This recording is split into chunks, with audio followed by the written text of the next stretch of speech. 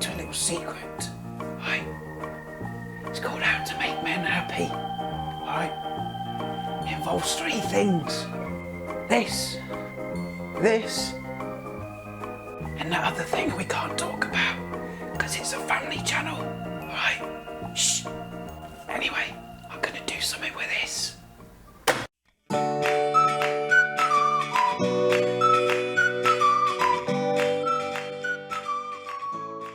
Good afternoon, people. Welcome to another episode of Adam's Eats. Good to see you again. Right, today, what are we going to make? I've got an absolutely stonking little recipe for you today. And this is something actually I've been thinking about all flipping day, right? I just couldn't get it out of my mind. I thought, right, I've just got to make it. And that's a Philly cheesesteak, right? It's a really simple thing to make. Steak sandwich, basically. But what sets it apart from a steak sandwich you might make here in the UK is the steak is cut very, very, very thinly. It's cooked with onions and pepper, and also the cheese. Now, traditionally, the cheese that you would use in a Philly cheesesteak is provolone, which is a semi-hard cheddar-like cheese, which is very difficult to find here in the UK. A good substitute is Jarlsberg and Gouda. Now, I've gone for Gouda today. And I'm also going to double it up with another cheese, which is an all-time favourite of mine, American cheese. Yes, I know, it's not real cheese, but it's just really works really well. Things like burgers and a recipe like this. If you can get hold of provolone, by all means go for it, get it. It's going to be absolutely delicious, but I've just made it simple and I've just gone with Gouda today. So that's what we're going to do today. It's going to be absolutely delicious. So as per usual, pop down here and we'll show you the ingredients and we'll crack on with it. Right then, you lovely lot, here are the ingredients you'll need for your cheesesteak. I'll put the quantities again in the description below just to save a bit of time. But essentially what we've got: onion, green pepper, a couple of sirloin steaks, salt, pepper, Gouda cheese, American cheese slices, and some nice sub rolls. You could use ciabatta if you wanted, some baps, whatever, but sub rolls are the kind of traditional thing, or they call them, in America, they call them hoagie rolls. And that's kind of what you'll need. So the first step we're going to do is we're going to cut our steak nice and thin, which I'll show you that now. Right, so the first thing we're going to do is cut our steaks up nice and thin. This is how a Philly cheesesteak goes together. It's really nice and thin strips of steak. And I'm just going to trim these up a little bit because some of this stuff we don't want in our cheesesteak at the end of it. This silver skin and fat just on this side, so you just want to trim that off. Try and keep as much meat on there as possible. You want to cut against the grain, so cut against it, and you want to go nice and thin. Okay, thin as you can get it. That's how thin you're looking. Nice, wafer thin pieces of steak. So we'll get all of this sliced up, and then we'll move on to the next step. Right, so the steak is all nicely sliced, and we're just going to get the onion and pepper sliced up as well. Now you don't want to get these in a nice sort of bite-sized piece, really. You don't want them too thick, don't want them too thin. Okay, so I've got my onions and pepper all nicely chopped up. As you can see, nice sort of bite-sized pieces, like that. If you want a bit more pepper in there, you can add some more. If you want less onion, add less onion. It's entirely up to you. Again, it's your cheesesteak at the end of the day. Just add a bit of pepper to the steak before frying, not salt. And the reason for that is if you add salt to steak that's cut this thinly, it's just going to dry it out. So once it's cooked, we'll then season it with the salt. So just a bit of pepper for now. A couple of turns of the pepper meal. And that's everything pretty much ready. So we'll crack on with the first thing, which is we're going to cook our onions and pepper.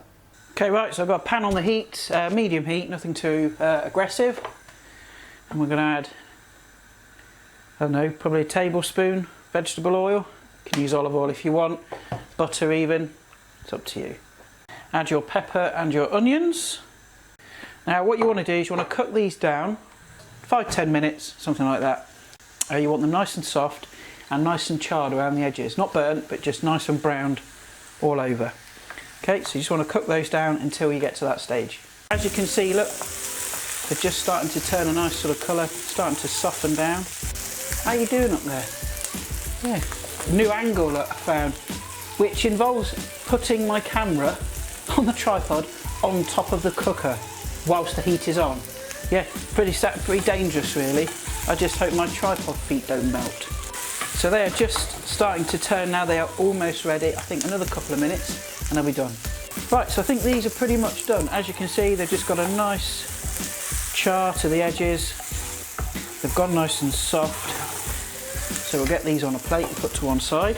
So all these little bits in here, leave them in there. Don't wash your pan because that's all flavour. So pop those to one side. Now, the mixture I've got, so with the steak and the onions and peppers, we'll make about 2, maybe 3 steak sandwiches.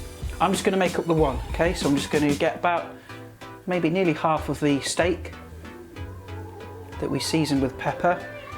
I'm just going to put it in the pan like so. I like quite a lot of steak, so a little bit more. Same heat, you know, medium heat. You don't want it too aggressive. And we're just going to cook that again until it's nice and brown. Okay, so after about sort of 30 seconds, just so we've got a nice bit of colour on there, we're going to add some of our onions and peppers back in. Again, just enough to make one sandwich. And then just mix that all together. Now what I'm doing here, I'm moving it into sort of like a sausage shape. Because then what we're going to do is, once this steak's pretty much done, I like mine just a little bit pink. Just going to put a bit of salt on now because the steak's almost there, so just a sprinkling of salt. You want to get your cheese, your Gouda, and just lay a couple of slices over the top like so. Now you want to get a plate or a lid. If you've got a frying pan with a lid, absolutely fantastic. I haven't, so I'm going to use a plate. Place that over the top and just leave for about 30 seconds until that cheese is melted. Right then, so I've got the grill on, nice and hot. This is where it all comes together. I'm going to take a couple of American cheese slices. Now the trick here is opening up your sub roll and then getting that filling in like so. So place that there for a second. Okay, so what we've got here is the sub roll with all that delicious Gouda cheese mixed in. Most of it's on the bottom layer. Got the steak on the top.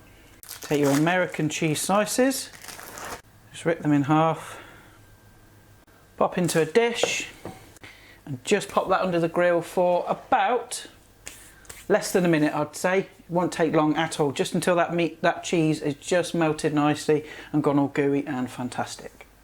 Ta-da! There we have it, folks. It's been under the grill now for less than a minute really, just so that cheese is melted. And I've just pressed it over like that. Should we have a look inside? I think we better. Should probably have a taste as well. Just cut that in half so you can have a look. Ooh, delicious. Steak and cheese. Okay, that's how to make it. Really simple, isn't it really? But I suppose we'd have a taste, shouldn't we? Right, let's have a taste. I'm really looking forward to this. Look at that. Hey, delicious. Have a try. Man alive. That's seriously good. Excuse me, folks. There's a winner. There's a winner. That American cheese. That's what makes a difference. Use cheddar if you want, but it's the American cheese that really sets this off. American cheese, it's different. It's got that kind of sweet, salty, tangy, buttery sort of taste, and it just really works really well with this. And the Gouda, again, just rounds it all off. It's really, really good. And the crunch of the peppers, the onions, fantastic, absolutely delicious. Well, that's been it for today, guys. Thanks so much for watching. Please like, share and subscribe if you like my videos. I'm gonna go off and finish this, clean up, and I'll see you guys next time. Bye for now.